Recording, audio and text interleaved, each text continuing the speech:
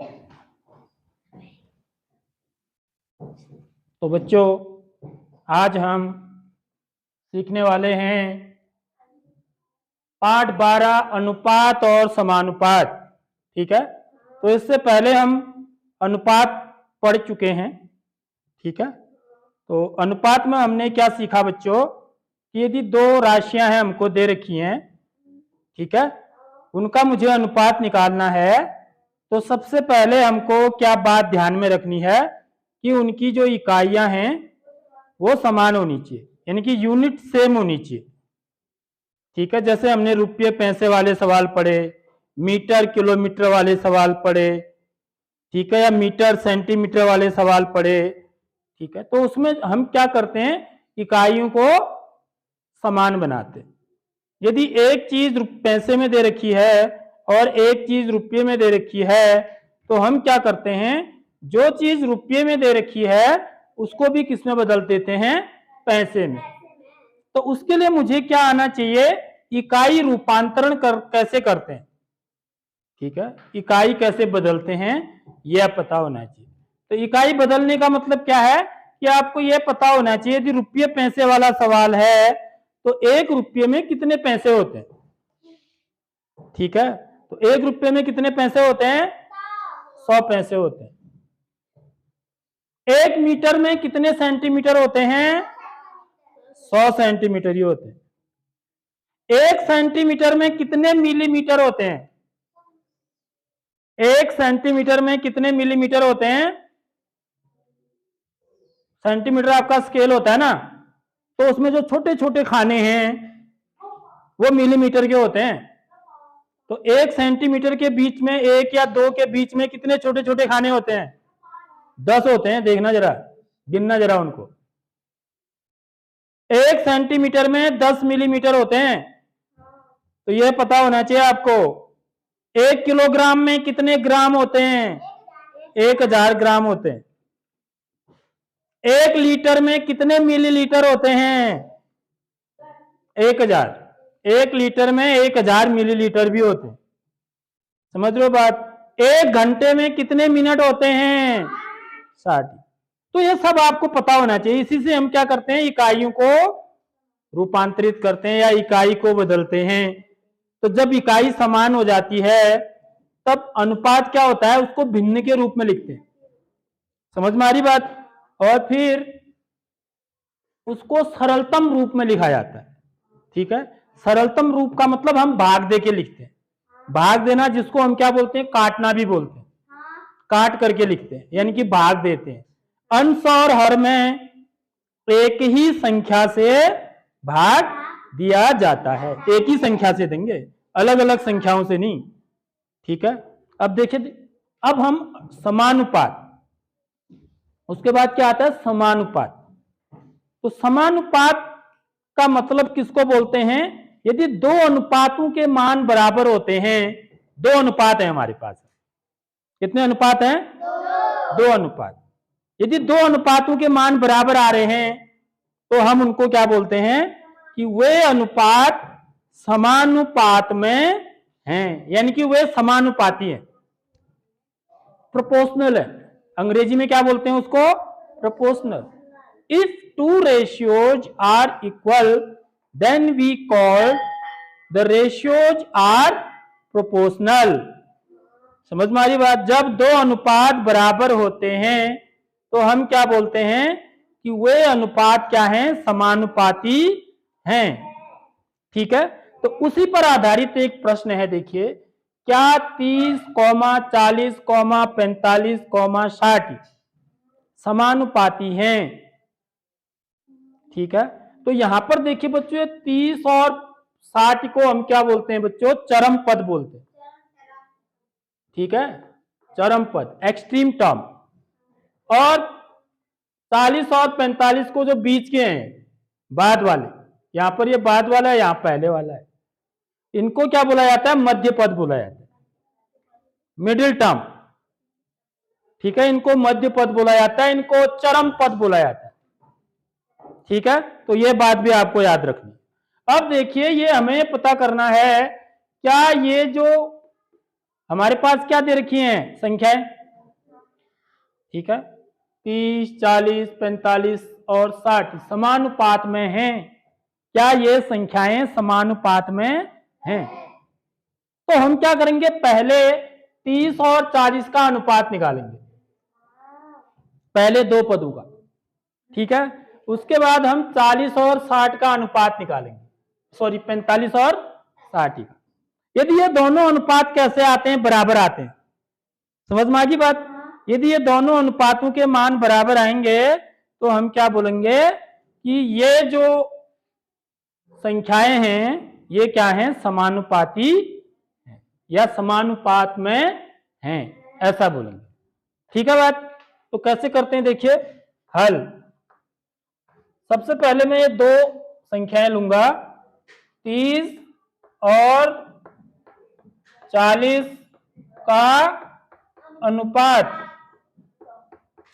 तो यहां पर इकाई तो कुछ दे नहीं रखी है ना, पीछे से इकाई दे रखी है, नहीं दे रखी है, तो मेरे लिए बड़ा सरल है। तो क्या लिखूंगा, 30 अनुपात 40। यह अनुपात का चिन्ह होता है, दो बिंदे ऐसे लगाना, सीख लो इसको, पहले ध्यान दीजिए, यहां पर पहले सीखने में ध्यान दीजिए।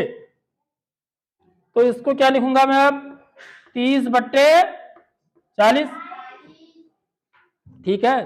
तो ये दोनों किससे किसका भाग जाएगा, इनमें 30 और 40 का मौसो क्या हुआ, मौसो हमेशा भाग किससे देते हैं, मौसो से। 30 और 40 का मौसो कितना होता है बच्चों, 10। 30 और 40 में किसके पहाड़े में आते हैं, 10 के पहाड़े में। 10 3 30, 10 चौको 40, ठीक है। तो यदि आप इसको 10 से काटोगे तो फिर आपको दोबारा काटने की जरूरत नहीं पड़ेगी, भाग देने की जरूरत दोबारा नहीं पड़ेगी। यदि हम 900 से भाग देते हैं ना तो हमको दोबारा भाग देने की जरूरत नहीं पड़ती है। नहीं तो आप यदि 2 से भी काट सकते हैं आप इसको, ठीक है। यदि आप 2 से भाग देंगे तो उसके बाद फिर 5 से और देना पड़ेगा, आपको 10 से तो देना ही देना है, तभी वो किस में आएगा बच्चों, सरलतम रूप में आएगा। सिंपलेस्ट फॉर्म बोला जाता है उसको, क्या बोलते हैं हम, सिंपलेस्ट फॉर्म, यानी कि सरलतम रूप में लिखना होता है। इस भिन्न को हमको सरलतम रूप में लिखना, ठीक है। अभी आप पढ़ेंगे सरलतम रूप में लिखो करके भी आता है कई बार। तो सरलतम रूप में लिखो का मतलब होता है भाग दे के लिखना, समझ में आ रही बात। तो मेरे पास क्या है बच्चों, 30/40। तो मैं क्या करूंगा, अंश में भी 10 से भाग दे दूंगा और हर में भी 10 से भाग दूंगा, ठीक है। अंश में भी हर में भी, जिससे अंश में देते हैं उसी से हर में भी देते हैं, ऐसा नहीं कि अलग अलग से देना है। कई बच्चे अलग अलग संख्याओं से दे देते हैं, गलती अक्सर करते हैं बच्चे। तो इस बात का ध्यान रखना है कि हमें क्या करना है, जिस संख्या से अंश में भाग देंगे उसी संख्या से ही हर में भी देना है। तो बच्चों कितना आ जाएगा, 30 में 10 का भाग देंगे तो कितनी बार जाएगा, 10 3 30। 40 में 10 का भाग देंगे तो 10 चौको 40। तो इसी को हम कई बार, मैंने आगे पहले आपको बताया कि मैंने कई बार, जो बच्चा जानता है ना वो कैसे कर देता है, हम 0 से 0 काट देते हैं। देखो ऐसे ही बताया ना मैंने आपको, 0 से 0 कट गया बोलते हैं। एक्चुअली में 0 से 0 नहीं कटता है, समझ में आ रही बात, होता तो ऐसे ही है, भाग देके होता है, लेकिन हम अपनी सरलता के लिए 0 से 0 कट गया बोलते हैं। तो उत्तर कितना आएगा मेरा, तब भी 3/4 ही आएगा ना। यदि आप 0 से 0 काट दोगे तो 3/4 आएगा। तो चाहे ऐसे 0 से 0 काटो, चाहे ऐसे करो, एक ही बात है, समझ में आ रही बात। लेकिन होता ऐसे है, याद रखो, ठीक है।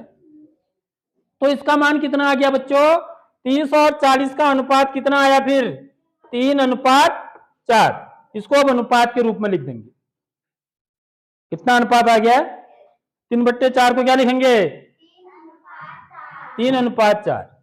जैसे 30/40 को हमने, सॉरी 30/40 को हमने क्या लिखा, 30/40 लिखा, ठीक है। तो ऐसे ही मैं 3/4 को क्या लिखूंगा, 3/4 तो लिखूंगा, समझ में आ रही बात। यानी कि मैं 3/4 को क्या लिख सकता हूं, 3/4। तो मैंने इन दो संख्याओं का अनुपात निकाल लिया, पहली दो संख्याओं। अब मैं ये दो संख्याओं का अनुपात निकालता हूं, ठीक है। यदि यह भी 3:4 आएगा तब तो मैं बोलूंगा कि यह समानुपात में है। यदि यह 3:4 नहीं आएगा तो मैं बोलूंगा कि ये समानुपात में नहीं है। मेरी बात आ रही समझ में? तो अब मैं यहां पर निकाल रहा हूं, देखिए किसका अनुपात, 40 और 45 का अनुपात, सॉरी 45 है ना, 45 और 60 का अनुपात। थोड़ा सा मैं यहां, आप जो है ना नीचे करेंगे, इसके नीचे, यहां जगह नहीं है ना, समझ रहे हो? तो मैं कैसे लिखूंगा इसको, बराबर 45 अनुपात 60 ऐसे लिखूंगा, ठीक है। उसके बाद इसको क्या लिखा जाएगा, 45/60। इसके बाद इसको क्या करेंगे हम, 45/60 को में भाग देंगे, इनका मौसो क्या होता है वो देखेंगे, 45 और 60 का मौसो।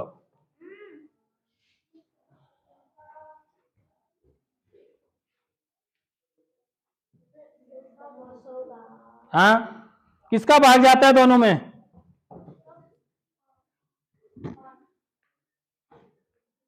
बड़ी से बड़ी संख्या बताओ। मौसों का मतलब वह बड़ी से बड़ी संख्या, उसे तो 5 का तो जाएगा ही ना, 5 से भी आप भाग दे सकते हो। हाँ शाबाश, देखो उन्होंने बिल्कुल सही बताया। जिसको पहाड़े याद होंगे ना वो बच्चा बता देता है, इसलिए हम आपसे कहते हैं पहाड़े याद करो, क्योंकि उनको पहाड़े याद है, इसलिए उन्होंने पहाड़ा बोला 15 का। सही बोला ना, 15 45, 15 कम 15, 15 दूनी 30, 15 45, 15 चौको 60। देख लो 15 का भाग जा रहा नहीं दोनों में, तो इसलिए मैं भाग किससे दूंगा बच्चों, 15 से अंश में भी दूंगा और 15 से हर में भी दूंगा। अभी बताया मैंने, जिस संख्या से अंश में भाग देते हैं उसी से ही हर में भी भाग देते हैं। तब ये कितना आ जाएगा बच्चों, देखो 15 45, 15 चौको 60, 3/4 हो गया है। तो इसको अनुपात में लिखेंगे तो कितना लिखेंगे, 3:4। देखो ये बराबर आ रहे नहीं आ रहे, ये बराबर आ रहे हैं ना, तो यही करना आपको। यदि ये दोनों बराबर आ रहे हैं तो आपको ऐसे लिखना है, मैं यहां पर लिख देता हूं, ठीक है। अतः दी गई संख्याएं किसमें है, समानुपात, समानुपात में हैं। क्योंकि 30 और 40 का अनुपात कितना आया बच्चों, 3:4 आया। 30 और 40 का अनुपात 3:4 आया, और 45 और 60 का अनुपात भी 3:4 आया। ये दोनों अनुपात बराबर आ रहे हैं, इसलिए हम बोलेंगे कि ये संख्याएं जो दी हुई संख्याएं माने द गिवन नंबर्स, जो प्रश्न में दी हुई हैं ये समानुपात में हैं। The given numbers are in proportion, ठीक है। The given numbers are proportional बोलेंगे, ठीक है। समझ आ गया सबको? ठीक है, थैंक यू।